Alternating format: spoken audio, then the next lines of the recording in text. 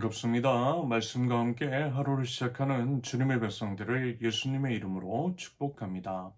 하나님께서 오늘 우리에게 주신 말씀은 요한복음 2장 13절에서 25절까지입니다.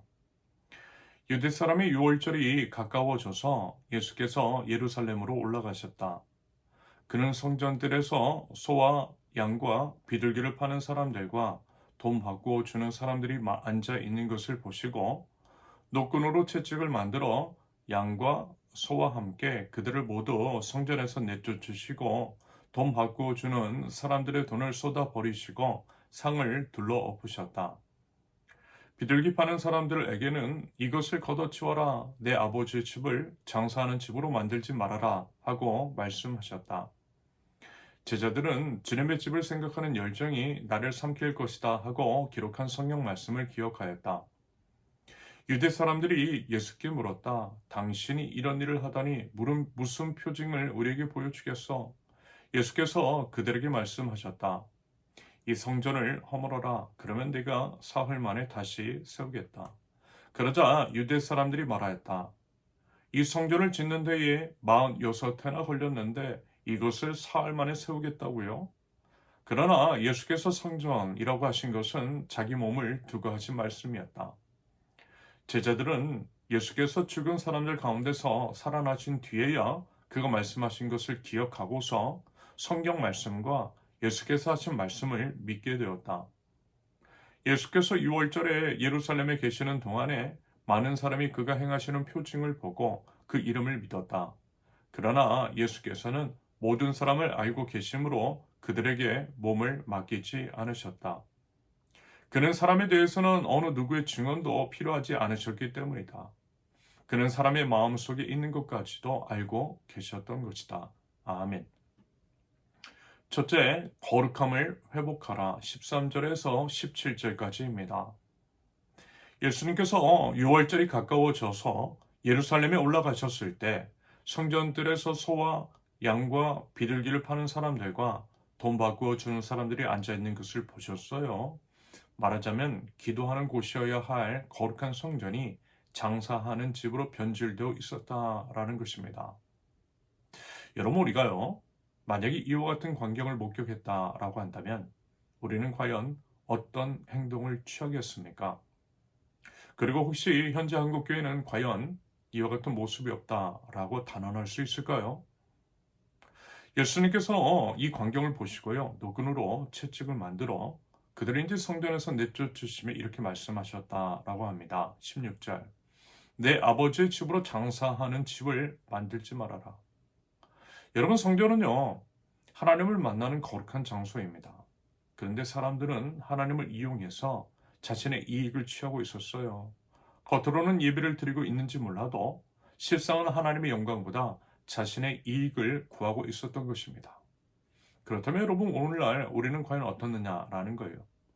우리 마음의 성전은 정말 깨끗해요. 예배당에 나오지만 마음속에는 여전히 세속적인 욕망, 비움, 시기, 교만 같은 것들이 자리 잡고 있는 것은 아닌 것인지. 요즘 세간을 떠들썩하게 하는 정치인들 중 대다수가 개신교인이라고 하는 것은 여러분 과연 무엇을 의미하는 걸까요? 교회 안에서 만난 사람들끼리 뇌물을 주고 청탁을 하는 것은 과연 무엇을 상징하고 있는 것이냐라는 것입니다. 자기 아들의 개척을 위해서 40억을 지원하다는 원로 목사를 비롯해서 하나님을 이용해 자신의 이제 부와 권력을 쌓아가고 그것을 또한 대물림하는 자들, 그것이 바로 오늘 말씀에서 이야기하고 있는 거룩한 성전을 장사치의 소굴로 만드는 것과 같은 것이 아닐까 싶습니다. 여러분, 예수님은 지금 당장 우리 마음의 성전을 정결케 하기 원하세요. 그러므로 부디 우리 주님께서 우리 안에 있는 더러운 모든 것들을 몰아내실 수 있도록 우리 마음을 활짝 열어서 우리 주님께 내어드리고 우리를 정결케 할 수 있기를 바랍니다. 둘째, 십자가와 부활의 능력을 믿으라. 18절에서 22절까지입니다. 유대인들이 예수님께 이렇게 물어요. 18절, 당신이 이런 일을 하다니 무슨 표징을 우리에게 보여주겠어? 그러자 예수님은 놀랍게도요, 이렇게 말씀하세요. 19절, 이 성전을 허물어라. 그러면 내가 사흘 만에 다시 세우겠다. 이 말을 들은 유대인들은 46년 동안 지은 성전을 사흘 만에 세운다라고 하는 그 예수님의 말씀을 듣고 비웃었어요. 하지만 그들이 알지 못했던 것은 뭐예요? 예수님께서 말씀하신 성전이라고 하는 것이 건물이 아니라는 거예요. 예수님 자신의 몸이었다라는 것이었습니다. 여러분, 맞아요, 여러분. 예수님은요, 십자가 위에서 죽으시고, 그리고 다시 사흘 만에 부활하셨습니다. 예수님께서 말씀하신 것은 바로 이것을 예언하셨던 거예요. 제자들도 사실 이해하지 못했던 것이지만, 예수님이 부활하신 후에는 이 말씀을 기억하고 또 믿게 되었다라고 합니다. 여러분, 십자가와 부활은 우리 신앙의 핵심입니다. 예수님은 우리 죄를 위해 죽으시고 우리를 의롭게 하시기 위해서 부활하셨어요. 이 능력이 오늘도 우리를 새롭게 하는 줄로 믿습니다. 십자가와 부활이 유일한 표징이고 우리 신앙의 근거라는 거예요. 여러분, 혹시라도요, 실패와 좌절과 낙담 가운데 있습니까? 부디 예수님의 부활의 능력으로 다시 일어설 수 있기를 바랍니다. 죄의 짐이 아무리 무겁더라도 십자가 보혈의 능력이 우리를 깨끗게 하는 줄로 믿고요.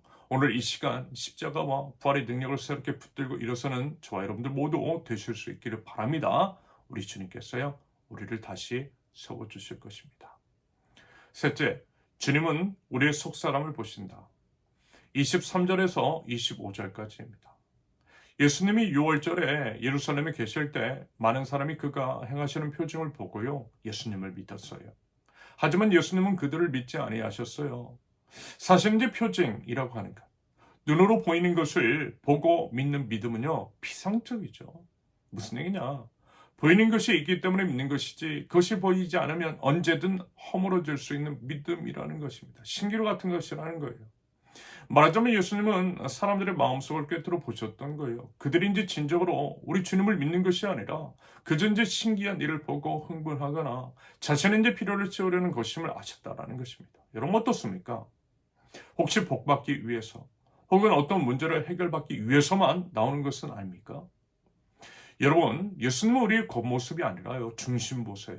우리가 아무리 오랫동안 교회를 다녔어도요, 직분이 있어도요, 헌금을 많이 해도요, 진심으로 우리 주님을 사랑하지 않으면 헛된 것이라는 겁니다. 그 헛된 마음속을 우리 주님께서는 다 꿰뚫고 계시다라는 거예요. 하지만 그럼에도 감사한 것은 우리 예수님께서는 우리의 그런 연약함까지도 아신다라는 거죠. 우리에게 이제 숨기려는 상처도 아무에게도 말하지 못한 고통도 우리 주님은 모두 다 아셔요. 우리 주님은 여전히 우리를 불쌍히 여기고 사랑하신다라는 것입니다. 그러므로 여러분, 우리 부디 솔직하게 우리 예수님 앞으로 나아가면 좋겠습니다. 우리 주님께 뭐를 기대하고 우리 주님으로부터 뭔가를 얻으려고만 하기보다는 그저 주님께 우리 이제 온전한 사랑을 드리면 좋겠어요. 전심과 진심으로 예배하는 진짜 신앙인들이 되실 수 있기를 바랍니다. 그럴 때에 우리 주님께서 우리를 기뻐하시고 만져주시고 우리를 새롭게 하시며 우리 주님의 선함으로 우리를 온전히 채워주실 줄로 믿습니다. 부디 그 믿음 가지고 우리를 구원하러 오신 우리 예수님, 죽음을 이기시고 사흘 만에 부활하신 우리 주님께 기쁨과 감사로 나갈 줄 아는 저와 여러분들 모두 되실 수 있기를 예수님의 이름으로 축원합니다. 함께 기도합니다. 아버지 하나님, 저희 몸과 하나님의 성전을 거룩하게 하옵소서. 세속적인 욕망, 모든 더러운 것들을 성령이 불러 태워주시고 오직 정결한 마음과 삶으로 하나님을 예배할 줄 아는 하나님 나라 백성 저희 될 수 있도록 주님, 죄를 정결케 하옵소서.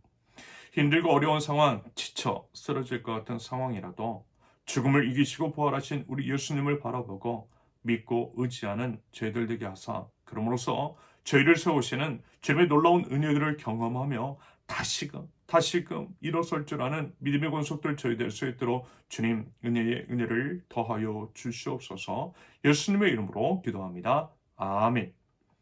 하나님께서 오늘 주신 말씀과 각자의 기도 제목을 놓고 우리 잠시 기도합니다.